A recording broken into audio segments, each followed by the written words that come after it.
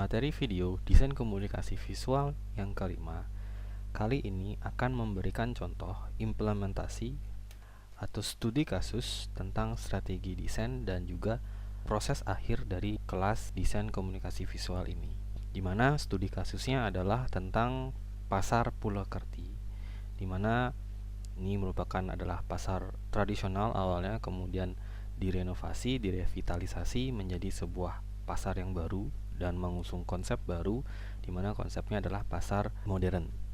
Sehingga di sini dibuatkan satu rebranding lagi dari logo hingga medianya, di mana sebagai contohnya ini langsung dibuatkan juga grafik standar manual, di mana ini kalau dalam dunia desain, bidang desain adalah buku acuan dasar tentang logo dan juga penerapan dari logo itu pada media. Baik, kita langsung saja. Yang pertama, isinya adalah master logo, di mana berisikan tentang deskripsi dari arti logo itu sendiri.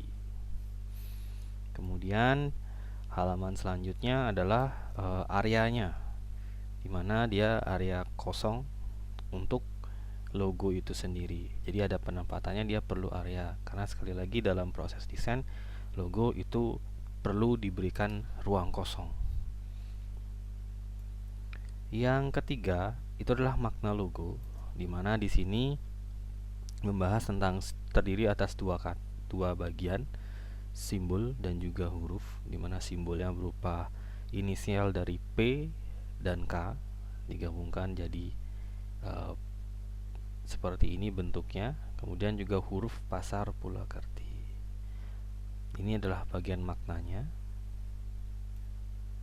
Selanjutnya ukuran standar logo, karena logo sendiri punya standarnya sendiri, minimal paling kecil ukurannya berapa, standarnya berapa, dan cukup besar layaknya seberapa.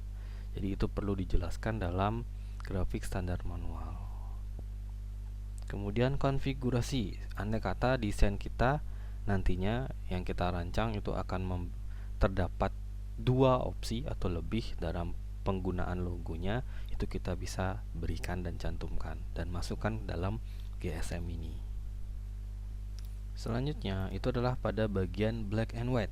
Jadi logo itu juga tidak hanya bagus dalam pewarnaan, tapi juga dalam black dan white, dari warna gelap dan warna terang dari logo itu bagaimana dia dalam kondisi netral, itu perlu dicantumkan juga. Selanjutnya corporate color, jadi warna apa saja sih yang digunakan. Jadi itu perlu kita sampaikan, cantumkan kode warnanya terutama apa saja, sehingga nantinya tidak ada kesalahan warna dalam penerapannya. Bagi siapapun nanti desainer yang akan bergerak ataupun membuat desain baru, itu tidak akan melenceng jauh dari warna yang sudah ditentukan di awal. Kemudian masuk ke tipografi, jadi bukan sembarang huruf, terutama untuk bagian logo itu akan digunakan. Biasanya ini sering terjadi saat kita memberikan file logo, tapi filenya adalah PNG ataupun JPEG. Kemudian ya akan desainer yang ditugaskan itu akan membuat ulang kembali, dan dia tidak tahu apa sih font yang digunakan. Jadi ini sangat berguna sebagai acuan nantinya. Selanjutnya akan diberikan contoh sedikit, tidak semua, dari implementasi media.